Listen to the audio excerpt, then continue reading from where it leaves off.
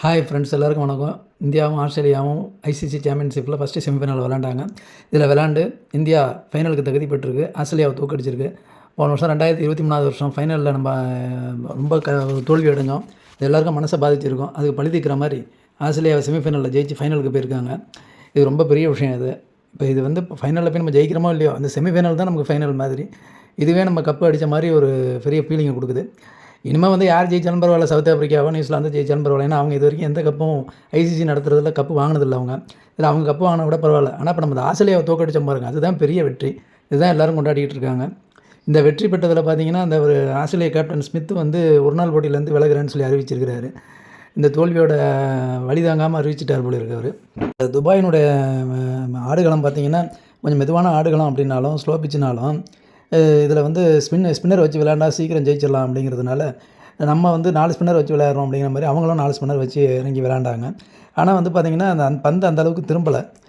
ஆனால் நம்மளுடைய ஸ்பின்னர்லாம் ஓரளவுக்கு எக்ஸ்பீரியன்ஸ் அப்படிங்கிறதுனால ஓரளவுக்கு சமாளிச்சிட்டாங்க. அதுவே ஆஸ்திரேலியாவுக்கு ஒரு நெருக்கடியை ஏற்படுத்திடுச்சு. இதனாலேயே அவங்க தோற்றதுக்கு மெயின் காரணமாக இருக்கும். இதை பற்றி ஸ்மித் சொல்லும் போது என்ன சொல்லியிருக்கிறாரு அப்படின்னா, இந்த பிச்சில் அவங்க சீமரும் ஸ்பின்னரும் வந்து நல்லா விளையாண்டாங்க, நல்லா பவுலிங் போட்டாங்க, நல்ல கிரிக்கெட் விளையாடினாங்க. ஒரே மைதானத்தில் விளையாடுறத பற்றி நான் பெருசாக ஒன்றும் எடுத்துக்க மாட்டேன்.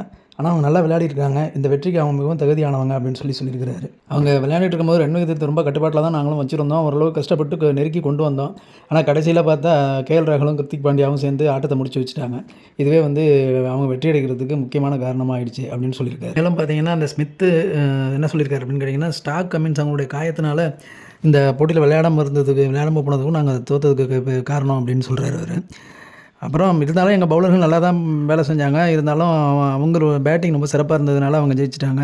ஆனால் நாங்கள் பேட்டிங் பண்ணும்போது அவங்க பேட்டிங் போதும் பிச்சு ஒரே மாதிரியாக தான் இருந்தது. இருந்தாலும் இந்த ஸ்பின்னர்களுக்கு வந்து அதிகமாக பந்து திரும்பாமல் போனதுனால அவங்களுக்கு கொஞ்சம் சாதகமாகிடுச்சு அப்படின்னு சொல்லியிருக்காரு. ஆனால் எப்படியோ நம்ம ஜெயிச்சிட்டோம்.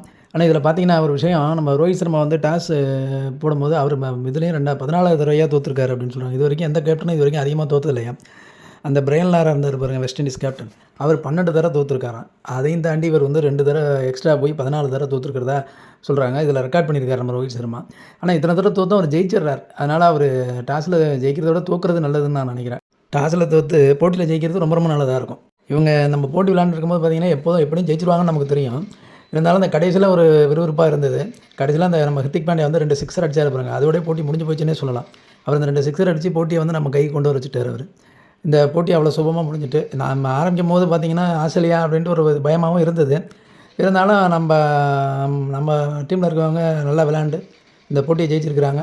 அவங்க எல்லாருக்கும் வாழ்த்து சொல்லுவோம். மறுபடியும் ஃபைனலில் பார்ப்போம். இந்த வீடியோ பார்க்குறவங்க என் சேனலுக்கு சப்ஸ்கிரைப் பண்ணுங்கள், கமெண்ட் பண்ணுங்கள், லைக் பண்ணுங்கள், ஷேர் பண்ணுங்கள். அடுத்த வீடியோவில்